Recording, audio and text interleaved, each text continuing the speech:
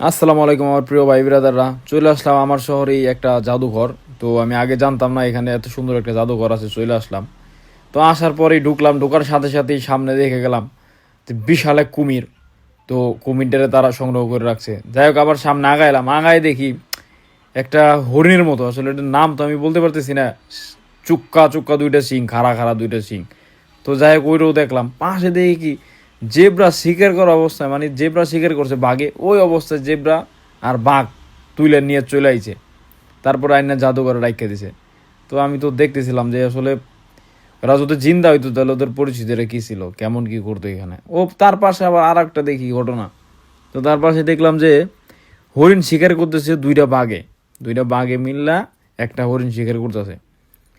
তো দৃশ্যটা কিন্তু ভালোই, আসলে এই জিনিসগুলো ঘটছে আর কি। তো সেইগুলাই আজকে তারা জাদুঘরে ইয়া করে রাখছে।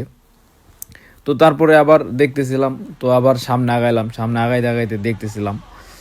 তো কিন্তু আমি যাই হোক দেখতেছি, ভালোই লাগতেছে। শুধু চিন্তা করি, পায়ে গেছি হচ্ছে হায়না।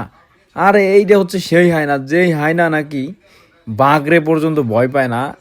একটা বাঘ যদি ওরা পায় তাহলে 4-5 জনে, মানে 4-5টা হায়না মিললে টার্গেট নেয় যে একটা বাঘ আমরা শিকার করে ফেলাম। ঠিক আছে, হায়না খুবই ভয়ানক। এই সামনে তো হরিণ, বিশাল হরিণ, এ তো খুবই লম্বা, শিং কি বিশাল বিশাল শিং, মাথা নষ্ট, মাম্মা মিয়া। তো যাই হোক, হরিণ তো আমার থেকে লম্বা। তো যাই হোক, একটু নিচে একটা ইয়াটিয়া ছিল, তো এই জন্য লম্বা দেখা যাইতেছে। তো হরিণ কিন্তু বিশাল হরিণ এটাও, আর দেখতে কিন্তু একদম জিন্দা মনে হয়।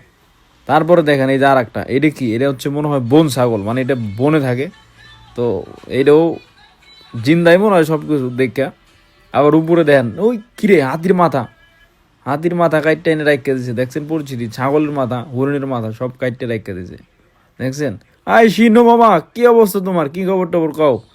খাইছে, তুমি যদি জিন্দা থাকতে তাহলে তো তোমারে, মানে তোমার সামনেই আইতে দিতা না, আগে আমারে ভোজন করার চিন্তা করতা। তো যাই হোক, চিড়িয়াখানায় যাইবেন, চিড়িয়াখানা সরি জাদুঘর, হ্যাঁ। ওকে, ভালো থাকেন সবাই।